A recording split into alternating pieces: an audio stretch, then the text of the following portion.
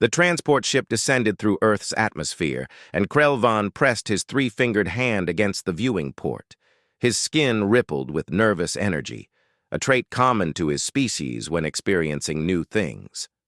Below him, the blue planet grew larger, its white clouds swirling across vast oceans. He had visited 47 worlds during his career as a diplomatic observer, but something about this planet made him uneasy. The Galactic Council had sent him here with a simple mission: study the humans, determine if they were ready to join the greater community of civilized species, write reports, make recommendations. It should have been routine work. The ship landed at a facility the humans called Edwards Base, somewhere in their North American continent. As the doors opened, Krelvan took his first breath of Earth air. It was thicker than he expected, rich with oxygen. His escorts had warned him that humans evolved on a high-gravity death world, but he had dismissed their concerns.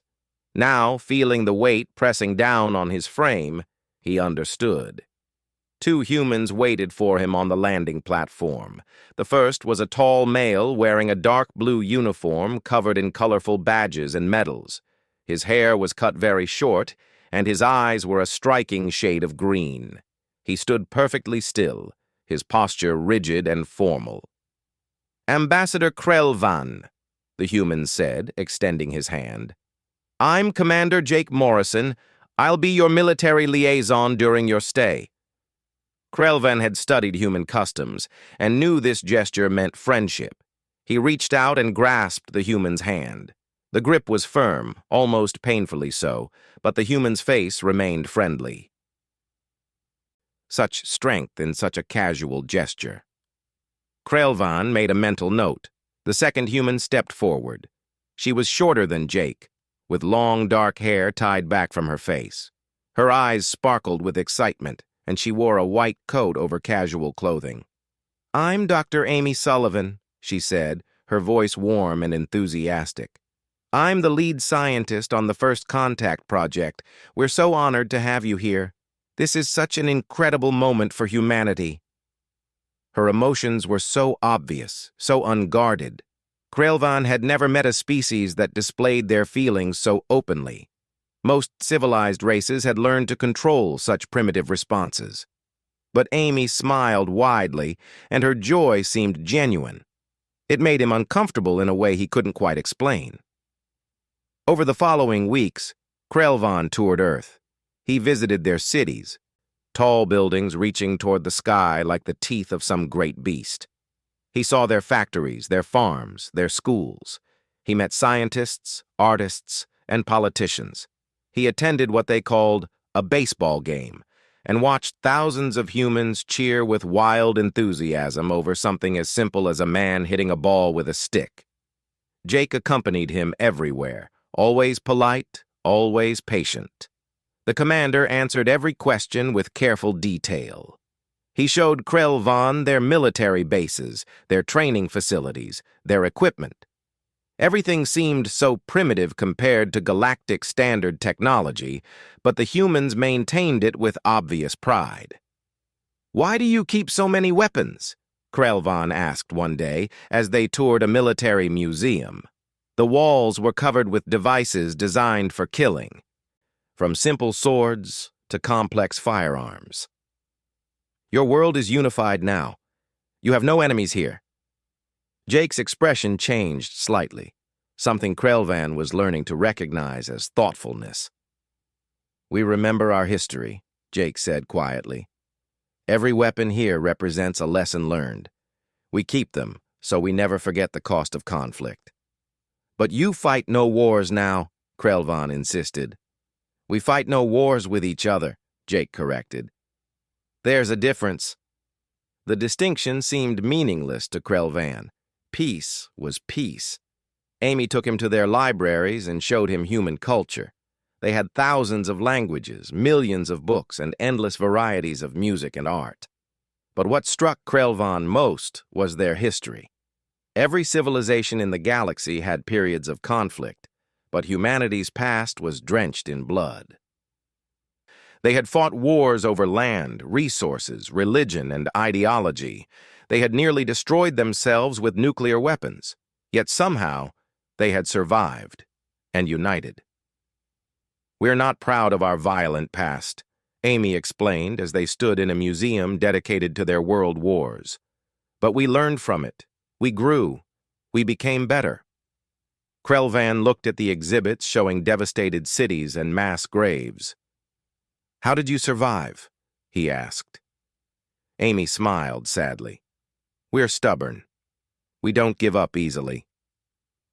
One evening, Jake invited Krelvan to meet the captain of Earth's flagship vessel. They traveled to a space station orbiting the planet, and Krelvan got his first look at the human fleet. The ships were smaller than galactic standard, their designs angular and aggressive. They reminded him of the predatory fish he'd seen in Earth's oceans. Captain Ryan Phillips was older than Jake, his face weathered and his hair touched with gray. He wore his uniform with casual confidence and greeted Krelvan with a firm handshake. "Welcome aboard the Defiance," Ryan said, gesturing around the ship's bridge. "She's not the biggest vessel in the galaxy, but she's served us well." The crew worked at their stations with practiced efficiency. They were young, mostly, their faces showing determination and focus. Krelvan noticed how they looked at their captain with obvious respect. "Your people seem very dedicated," Krelvan observed. "They understand what's at stake," Ryan replied. "We're the new species in a very old galaxy. We have a lot to prove." That night, Krelvan composed his first official report. He described humans as emotional, creative, and surprisingly resilient. Their technology was developing rapidly. Their society was stable. They showed promise. He recommended continued observation but saw no reason they couldn't eventually join the galactic community. He titled his report, "Initial Assessment, Humanity, Harmless but Interesting." Looking back months later, after everything that happened, Krelvan would remember that title and feel a chill run through his body. He had been so wrong. So completely, terribly wrong. The emergency council session began at dawn. Krelvan rushed into the chamber, his rest period interrupted by urgent messages. Representatives from 24 species filled the room, their voices creating a chaos of sound. Fear hung in the air like a physical presence. The Varaxian Dominion had begun its expansion. Krelvan had heard of the Varaxians before. Everyone in the galaxy had. They were a warrior race, tall and powerful, with bodies built for combat. Their empire had grown steadily over the past century, consuming world after world. They took what they wanted and crushed anyone who resisted. The Galactic Council had maintained peace with them through careful diplomacy and strategic retreats. It was shameful, but it kept most species alive.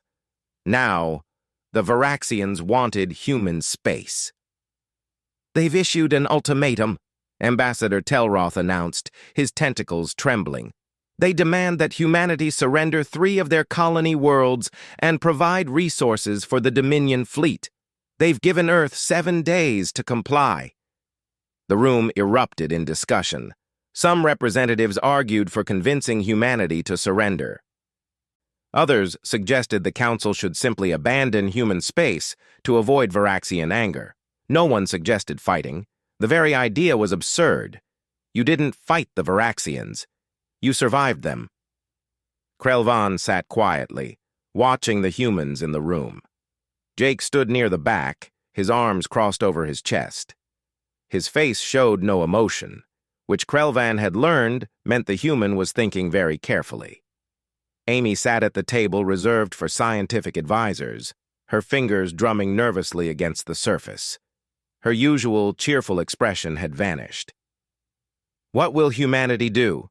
Telroth asked, directing the question at Jake. Jake stepped forward, and the room fell silent. "We're discussing our options," he said simply. "There are no options," Telroth said, his voice sharp. "You must surrender. The Varaxians have 300 warships." You have less than 50. They've conquered species far more advanced than yours. Resistance is suicide. Maybe, Jake said, his voice calm. We're still discussing it. The meeting ended with nothing resolved. Krelvan followed Jake and Amy out of the chamber. They walked toward the human embassy, neither speaking. Finally, Krelvan couldn't contain his curiosity. Your leaders will surrender, won't they? He asked. It's the logical choice. Amy laughed, but the sound held no humor.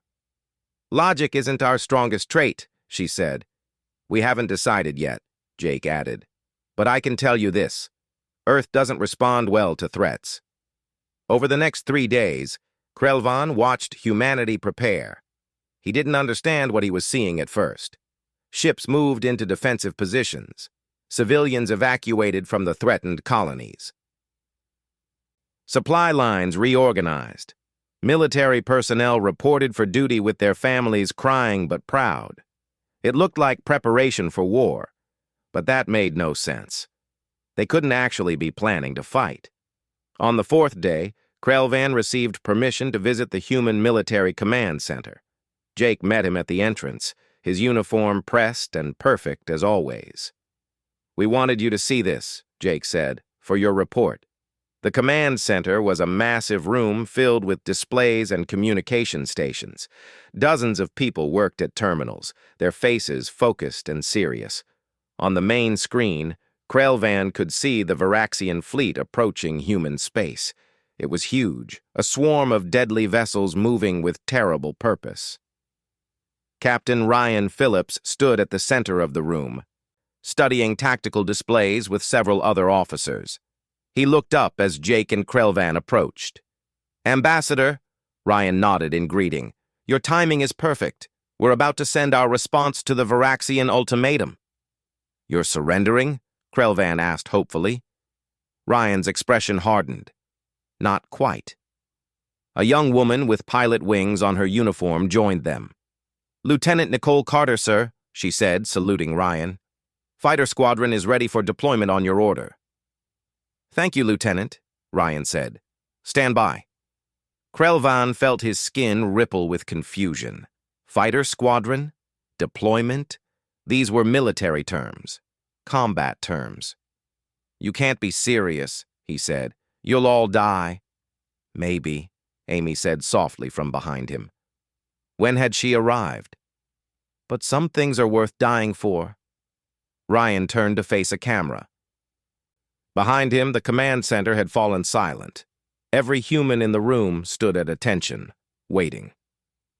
This is Captain Ryan Phillips of the Earth Defense Fleet, Ryan said, his voice steady and strong. We have received your ultimatum. Our answer is simple. No, we will not surrender our colonies. We will not provide resources to support your conquest of other innocent species. We will not submit to tyranny. If you want our worlds, you'll have to take them. Krelvan's heart hammered in his chest. This was madness. This was suicide. This was... Furthermore, Ryan continued, we demand that you leave human space immediately. You have 24 hours to comply. If you remain, we will consider your presence an act of war.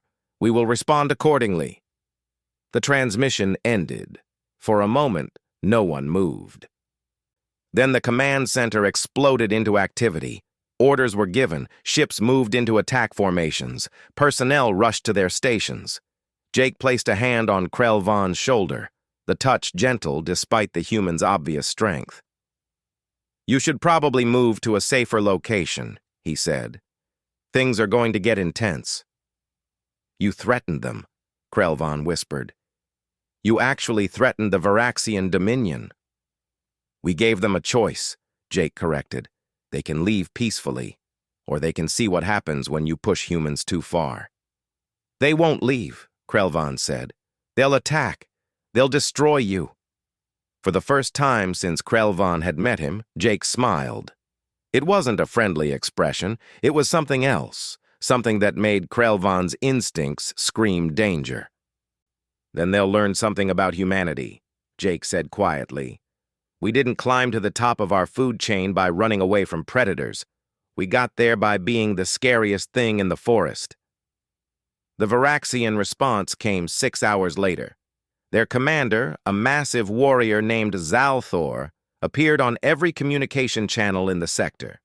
His species was intimidating, all sharp edges and armored skin. "Foolish humans," Zalthor's voice boomed. "You dare challenge the Dominion? We have crushed empires that existed before your ancestors learned to make fire. Your defiance means nothing. Your fleet will burn. Your colonies will fall. Your homeworld will bow before us. We are coming, and nothing in the galaxy can stop us." Amy watched the transmission from beside Krelvan. Her hands were shaking, but when she spoke, her voice was firm. "He doesn't know us very well, does he?" Nicole Carter walked past, her flight helmet tucked under her arm. She was heading toward the hangar bay. "Time to go to work," she said, her young face set with determination. Krelvan watched her leave, watched all the humans moving with purpose toward their assigned tasks. Not one of them showed panic. Not one of them suggested surrender.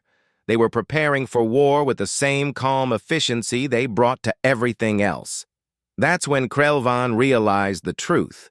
These weren't frightened people facing impossible odds. These were predators getting ready to hunt. The attack came at midnight, Earth Standard Time. Krelvan was in the observation room when the alarm started. Red lights flashed throughout the station, and the calm mechanical voice of the computer announced, "Hostile contacts detected. All personnel to battle stations."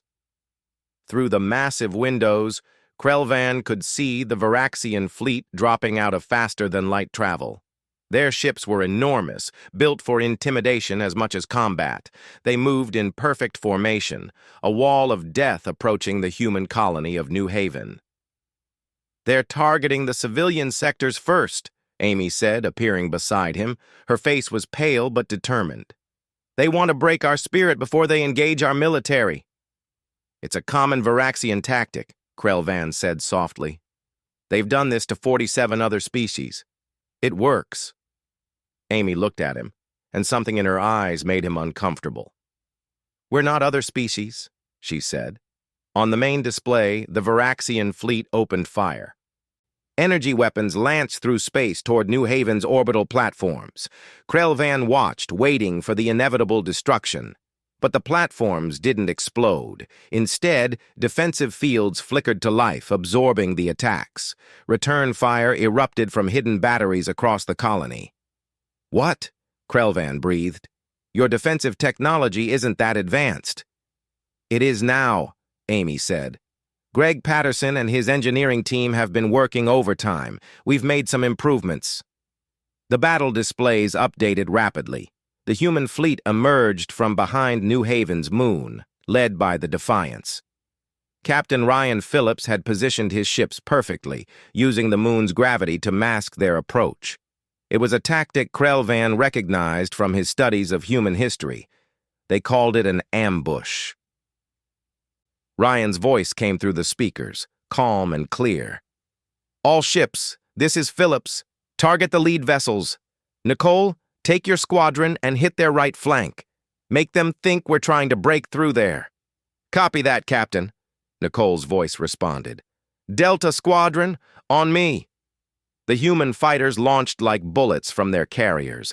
They were small and fast, darting between the massive Varaxian ships with incredible agility. Krelvan had seen fighter craft before, but never used like this. The humans flew with a precision that bordered on reckless, taking risks no sane pilot would attempt. Nicole's squadron opened fire on the Varaxian right flank, their weapons tearing into shields and armor. The Varaxians responded immediately, redirecting their larger ships to counter the threat. It was exactly what Ryan wanted. "Now," Ryan ordered. "Strike Team Alpha. Go." 3 human destroyers broke formation and accelerated toward the center of the Varaxian line. They didn't fire. They just flew straight at the enemy, their engines burning at maximum capacity. The Varaxians tried to target them, but they were too focused on the fighters. The destroyers didn't slow down. They crashed directly into 3 of the largest Varaxian battleships, their reactors detonating on impact. The explosions lit up space like new stars, taking out nearly a dozen enemy vessels. Krelvan felt his stomach turn. "They killed themselves," he whispered. "The ships were automated," Jake said from behind him. When had he arrived? "We evacuated the crews before the battle. We're not suicidal, Ambassador. We're tactical." The Varaxian formation broke apart. Confusion spreading through their ranks. They had expected an easy victory, not an enemy willing to use suicide ships as weapons. But those ships had no pilots. It was just machinery. The humans had sacrificed nothing but metal and circuits. "They're adapting," Ryan's voice came through the speakers. "Switching to pattern Delta. Jake, are your ground forces ready?" Jake activated his communicator. "Sergeant Chris Bennett reports his teams are in position. Waiting for your signal." "What ground forces?" Krelvan asked. "The Varaxians haven't boarded any human ships." Jake smiled that dangerous smile again. "They haven't, but we've boarded theirs." On the display, chaos erupted inside 3 Varaxian capital ships. Human soldiers appeared on their bridges, their weapons firing with deadly accuracy. They had infiltrated during the confusion of the fighter attack, using small stealth craft to attach to the enemy hulls. Krelvan watched in horror as the humans fought through the Varaxian ships. Chris Bennett led one team, moving with frightening efficiency. The Varaxians were larger and stronger, but the humans fought like they had trained for this their entire lives. They used the environment, setting traps and creating ambushes inside the enemy vessels. They coordinated perfectly, covering each other and advancing with relentless determination. "How?" Krelvan asked. "How are they this good at combat?" "We've been fighting each other for thousands of years," Amy said quietly. "We learned every trick, every tactic, every way to win when the odds are against us. We studied war like other species study art. And now," she gestured to the display, "now, we're fighting someone else." The Varaxian commander, Zalthor, appeared on the communication channels. His face showed something Krelvan had never seen from a Varaxian before. Fear. "What are you?" Zalthor demanded. "What kind of species fights like this?" Ryan's face appeared on the screen opposite him. The human captain looked tired but calm. "The kind that survives," he said simply. "You attacked our civilians. You threatened our homes. Did you really think we'd just roll over?" "You're using tactics that violate galactic warfare conventions," Zalthor protested. "We're not part of the galactic community yet," Ryan said. "We don't follow your rules. We follow one rule: win." Nicole's squadron hit another Varaxian formation, their weapons finding weak points in the enemy shields with impossible accuracy. Human ships coordinated their attacks, focusing fire on single targets until they broke. When the Varaxians tried to regroup, the humans had already moved to their next position. It was like watching a pack of predators hunting much larger prey. The Varaxians were bigger, stronger, and more numerous, but the humans were faster, smarter, and infinitely more aggressive. "They're retreating," someone announced from the command center. Krelvan looked at the display. It was true. The Varaxian fleet was pulling back, trying to escape the battle. They had lost nearly 40 ships. The humans had lost 7 ships against 40. It was impossible. It defied every tactical simulation Krelvan had ever studied. "Pursue them," Ryan ordered. "Don't let them regroup. Chris, finish securing those capital ships. Nicole, keep pressure on their rear guard. Show them what happens when they threaten humanity." The human fleet chased the Varaxians across the system, harrying them like wolves chasing wounded deer. Every time the enemy tried to turn and fight, the humans had already predicted their move and countered it. Krelvan stood frozen, watching his entire understanding of humanity shatter. These weren't the friendly, emotional creatures he had spent months studying. Or rather, they were, but that was only one part of who they were. The other part, The part they had hidden behind smiles and diplomacy was something terrifying. They were warriors, born and bred on a death world, shaped by endless conflict, refined through countless wars. They had learned to cooperate, to innovate, to adapt. They had turned warfare into a science and practiced it with the dedication other species brought to peaceful pursuits. "We tried to warn the galaxy," Amy said softly beside him. "We told them about our history. We showed them our weapons. We explained what we were capable of. No one listened. They saw our art and our music and our kindness. They thought that's all we were." "But you're not," Krelvan whispered. "No," Amy agreed. "We're not. We're complicated. We can be gentle and violent, creative and destructive, merciful and ruthless. We're whatever we need to be to survive. The Varaxians made the mistake of threatening our survival." On the display, the last Varaxian ships jumped to faster-than-light speed, fleeing the system. The human fleet didn't pursue further. They had made their point. Ryan's voice came through the speakers one last time. "All ships, report status. Begin search and rescue operations for any survivors, theirs and ours. Medical teams, prepare to receive wounded. Good work, everyone. We protected our home." The humans had won. Against impossible odds, they had won. 3 weeks after the Battle of New Haven, the Varaxian Dominion sent their main fleet. Zalthor had reported back to his superiors, and they had not believed him. The Varaxians were convinced that humans had simply gotten lucky, that their victory was a fluke. They sent 200 additional warships to crush humanity once and for all. Krelvan watched the intelligence reports with growing dread. This wasn't a raid or a punitive expedition. This was a full military campaign designed to wipe humanity from the galaxy. The Varaxian Emperor himself had declared that humans would serve as an example to any species that dared resist the Dominion. "They're coming to Titan's Gate," Jake said during the strategy meeting. "It's the perfect ambush point, a narrow passage through an asteroid field. They'll expect us to defend it." "So we abandon it?"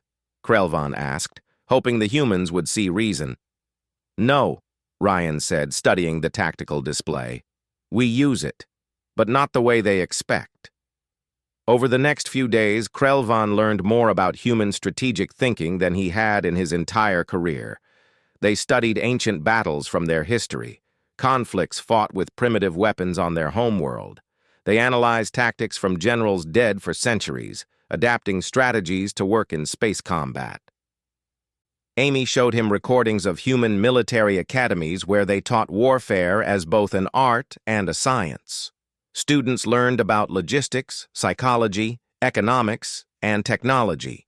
They studied not just how to fight, but why wars were won or lost. "We don't enjoy war," Amy explained as they watched young officers practice tactical simulations. "But we're very, very good at it. We had to be. On Earth, if you lost a war, your entire people could be destroyed. So we learned, we adapted. We became experts at survival."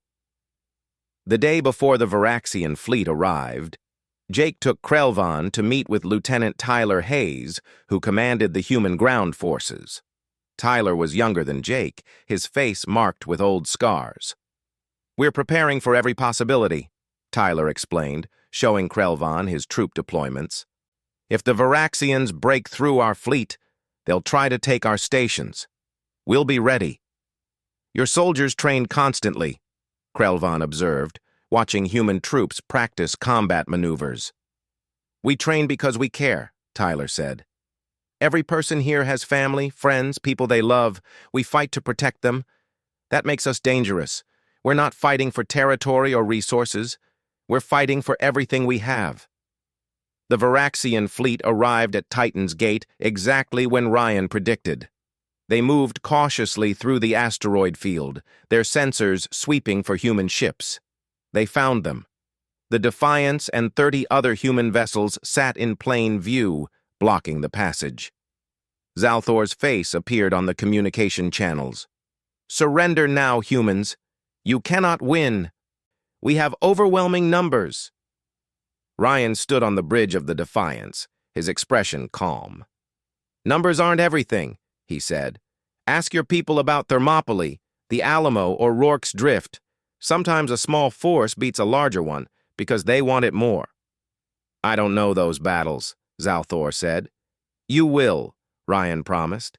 History lesson starts now. All ships, execute pattern Omega. What happened next would be studied in military academies across the galaxy for generations. The human fleet didn't retreat or charge forward. Instead, they split into small groups and moved into the asteroid field. The Varaxians followed, confident in their numerical advantage. Then the asteroids exploded. Greg Patterson had spent weeks placing remote explosives throughout the field. The humans had turned the entire area into a massive trap. Asteroids broke apart, sending deadly fragments into the Varaxian formation. Ships crashed into each other, their sensors blinded by debris and radiation. Nicole Carter's fighter squadrons emerged from hiding spots inside hollowed-out asteroids. They hit the confused Varaxian fleet from a dozen different angles, their weapons targeting engine systems and sensor arrays. They weren't trying to destroy ships, they were disabling them, creating chaos. Now, Ryan ordered, main fleet engage. Human capital ships appeared from behind the larger asteroids, their weapons charged and ready. They had been waiting, hidden in the sensor shadows, while the Varaxians walked into the trap. The ambush was perfect, but the Varaxians were warriors. They rallied quickly, forming defensive positions and returning fire. The battle became brutal, ships exchanging fire at close range. Human vessels took damage, their shields flickering and failing. Krelvan watched from the command center on Earth, feeling helpless. We're losing ships, he said. We expected casualties, Jake replied. His voice was steady, but Krelvan could see the tension in his shoulders. Every destroyed human ship meant lives lost. The question is whether we can break their will before they break ours. Chris Bennett's boarding teams struck again, using the confusion to infiltrate multiple Varaxian capital ships. This time, they didn't just sabotage systems. They broadcast footage of their attacks throughout the enemy fleet. The Varaxians watched as human soldiers moved through their supposedly secure vessels like ghosts, striking without warning and disappearing into the corridors. It was psychological warfare, designed to create fear and uncertainty. And it worked. Some of their ships are breaking formation, a human officer reported. They're trying to retreat. Let them, Ryan said, but send a message first. Ryan opened a channel to the entire Varaxian fleet. When he spoke, his voice carried the weight of absolute certainty. You came here to destroy us, to make an example of humanity. But you've learned something today. We don't break. We don't surrender. We adapt. We fight. And we win. Every ship you send will destroy. Every warrior you field will defeat. Because this is our space, our home, our future, and we will defend it with everything we have. He paused, letting his words sink in. You have one chance. Leave now. Leave our space. Leave our allies alone and never return. Or stay and see what else humanity has prepared for you. Zalthor's response came several minutes later. The Varaxian commander looked different now. The arrogance was gone, replaced by something that looked like respect mixed with fear. You've made your point, human. But this war isn't over. The Dominion has resources you cannot imagine. We will return with more ships, more warriors. And we'll be ready, Ryan said. But there's something you should know. Something we haven't told anyone yet. Ryan nodded to Amy, who activated a new display. Krelvan felt his blood run cold as he saw what appeared on the screen. Weapons systems he had never seen before. Defense platforms that dwarfed anything currently deployed. Ship designs that looked like they came from nightmares. What you've seen so far, Amy said, her voice steady, is us being restrained. We have weapons we haven't used, tactics we haven't employed. We've been fighting with one hand behind our backs because we didn't want to horrify the galaxy with our full capabilities." She pressed a button, and images appeared of weapons that made Krelvan's mind reel. Kinetic bombardment systems that could shatter planets, biological weapons that could wipe out entire species, artificial intelligence programs designed for nothing but warfare, nuclear arsenals that could glass entire worlds. "We built these during our worst wars," Jake said quietly. "We built them because we were desperate and afraid. We built them to ensure our survival. And then we stopped using them because we realized what monsters we could become." "But they still exist," Ryan finished. "We haven't forgotten how to be the scariest thing in the galaxy. We just chose not to be. But if you force us, if you threaten our extinction, we will use everything we have. We will become the monsters our ancestors were, and you will not survive the experience." The Varaxian fleet held position for almost an hour. Krelvan could imagine their commanders arguing, debating, trying to decide if the humans were bluffing. Finally, Zalthor spoke again. "We will withdraw," he said, "but the Emperor will not forget this." "Good," Ryan said. "Make sure he remembers. Make sure every species in the Dominion knows. Humanity fights back, and we don't lose." The Varaxian fleet retreated, leaving behind their damaged and captured vessels. The humans had won again, this time against a force that outnumbered them 6-1. It should have been impossible. But Krelvan was beginning to understand that impossible was just another challenge to humans. The war ended not with a final battle, but with a signature on a treaty. Zalthor returned to human space 3 months after the Battle of Titan's Gate. But this time he came alone, his flagship flanked by white flags transmitted across all frequencies. Krelvan stood in the conference room on Earth, watching as the Varaxian commander entered. Zalthor looked smaller somehow, his impressive armor unable to hide the defeat in his posture. Jake and Amy flanked him on one side, while Ryan stood on the other. Behind them, representatives from a dozen galactic species watched in silence. "The Dominion offers peace," Zalthor said, his voice formal. "We acknowledge human sovereignty over your claimed space. We will pay reparations for the damage we caused. We will return all prisoners. And we will pledge non-aggression toward humanity and any species under your protection." Ryan studied the Varaxian commander for a long moment. "Why?" he asked simply. Zalthor met his eyes. "Because we spoke with the other species you've encountered, the ones you've traded with, the ones you've helped. They told us something we didn't believe at first.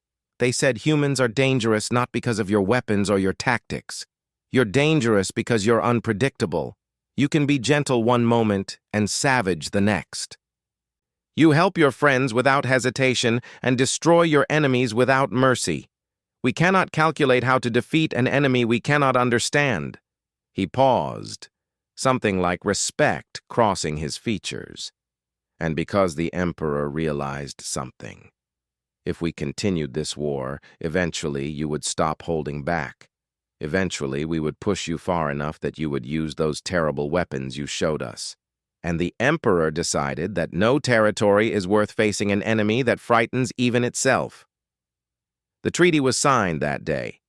The Varaxian Dominion withdrew from human space and agreed to strict limits on their expansion. It was the first time in their history they had ever negotiated a peace from a position of weakness. After the ceremony, Krelvan found himself walking through a park in what humans called Washington.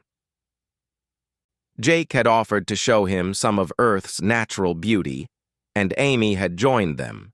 It was a clear day, and human children played nearby, their laughter filling the air. "They don't know how close they came to war," Krelvan observed, watching the children. "They know," Amy said softly. "Every human knows now. We've been reminded that the galaxy isn't always friendly. But we don't want our children to live in fear. We want them to play and laugh and grow up in peace. Is that why you fought so hard?" Krelvan asked. For them? For them, Jake agreed. For everyone. For the future. We learned a long time ago that peace isn't free. Someone has to be willing to defend it. They walked in silence for a while. Finally, Krelvan spoke the question that had been bothering him for months. Why didn't you tell us? Why didn't you show the galaxy what you were capable of from the beginning? Jake stopped walking and turned to face him. Because we didn't want to be feared, he said simply. We wanted to be accepted. We wanted friends, not subjects. We've played the role of the terrifying warrior before, in our own history. It never ends well. Empires built on fear always collapse. We wanted something different. But you're terrifying anyway, Krelvan said. Amy smiled sadly. Only when we have to be. That's the key difference. We don't seek violence. We avoid it when possible. But when someone threatens us or our friends, when diplomacy fails and war becomes inevitable, we do what we must. We become what we need to be. And then you go back to being kind, Krelvan said, watching as Amy waved at the playing children. We try, she said. That's what makes us human. We contain multitudes. We're capable of great love and great violence. We build and destroy. We create art and weapons. We're walking contradictions. And that's our strength. The weeks following the treaty signing were busy. Krelvan watched as humans immediately offered aid to the species the Varaxians had conquered. Medical supplies, food, technology, all sent without asking for anything in return. Greg Patterson's engineering teams helped rebuild destroyed infrastructure. Tyler Hayes's soldiers provided security while refugees returned to their homes. Nicole Carter, the fighter pilot who had struck fear into the Varaxian fleet, now flew humanitarian missions delivering supplies to remote colonies. Chris Bennett, who had led boarding teams through enemy ships, now trained local security forces to defend themselves.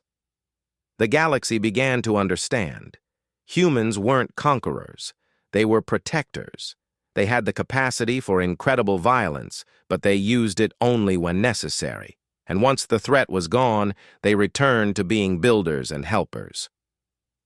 The Galactic Council met again, and this time the discussion was very different. Instead of debating whether humanity should be allowed to join, they debated how quickly they could grant full membership. No one wanted to risk insulting the species that had defeated the Varaxian Dominion, but it was more than fear. It was respect. Krelvan gave his final report to the council. He stood before representatives of hundreds of species, his skin rippling with the weight of what he had to say. I was wrong about humanity, he began. I thought they were harmless. I thought their kindness was weakness, and their emotions were primitive. I didn't understand what I was seeing. He activated a display showing human soldiers helping rebuild a Varaxian colony. Humans are dangerous, yes. They're perhaps the most naturally gifted warriors the galaxy has ever seen. They think tactically, they adapt constantly, and they never give up. They turned warfare into a science and practiced it for thousands of years. Another image appeared showing human children learning in a classroom. But that's not what makes them unique. What makes them unique is that they're equally gifted at peace. They can switch from warriors to builders in moments. They don't conquer because they don't want to rule. They want to live, to grow, to experience everything the universe has to offer. He looked around the chamber. We should welcome humanity into our community. Not because we fear them, though that would be wise. Not because they're powerful, though they certainly are. We should welcome them because they make us better. They remind us that strength without compassion is tyranny. They show us that it's possible to be both gentle and fierce, kind and terrible, creative and destructive. The vote was unanimous. Humanity was granted full membership in the Galactic Council. That evening, Krelvan had dinner with Jake, Amy, and Ryan at a small restaurant in New York. They ate human food and told stories and laughed like old friends. Looking at them, no one would guess these were the same people who had orchestrated the defeat of the galaxy's most feared military power. What will you do now? Krelvan asked. Now that you're part of the galactic community. Ryan smiled. Same thing we've always done. We'll explore, learn, trade, make friends. We'll contribute to galactic society. We'll share our culture and learn from others. And if someone threatens the peace? Krelvan asked. Jake's expression didn't change, but something flickered in his eyes. Then we'll remind them why it's better to have humans as friends than as enemies. Amy raised her glass. To peace, she said.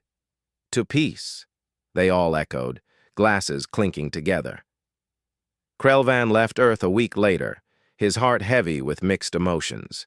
He had come to study a primitive species and found something far more complex. Humans were scary, yes. They had capabilities that could destroy civilizations. They had refined warfare to an art form and possessed weapons that could crack planets. But they were also the species that cried at sad movies, that created beautiful art, that helped strangers without expecting reward. They were the species that would die to protect their friends and then rebuild their enemies' homes once the war was over. As his ship lifted off, Krelvan looked down at the blue planet. From space, it looked peaceful, beautiful, serene. But he knew the truth now. That peaceful planet had produced the most dangerous species in the galaxy, not because they loved violence, but because they were good at it when they needed to be. He composed one final message to send to every corner of the galaxy. It was simple, just one sentence, but he felt it captured everything he had learned. Be kind to humanity. Not because they're weak, but because they're kind. If you mistake their gentleness for weakness, if you threaten their peace or harm their friends, you'll discover why even the stars should fear their might. They're not monsters, but they know how to become them. And that's what makes them the most dangerous species of all. Years later, when asked about his time studying humanity, Krelvan would always tell the same story. He would describe sitting in that park, watching human children play, while standing beside soldiers who had defeated an empire. He would talk about how humans could hold a baby with infinite gentleness and pull a trigger without hesitation, how they could compose symphonies and plan military campaigns with equal skill. And he would always end with the same warning. Never forget what humanity is capable of. But more importantly, never forget that they choose peace. Respect that choice. Because if you force them to choose war instead, you'll understand why every predator in the galaxy should fear the species that learned to hunt on a death world and decided to be gentle anyway.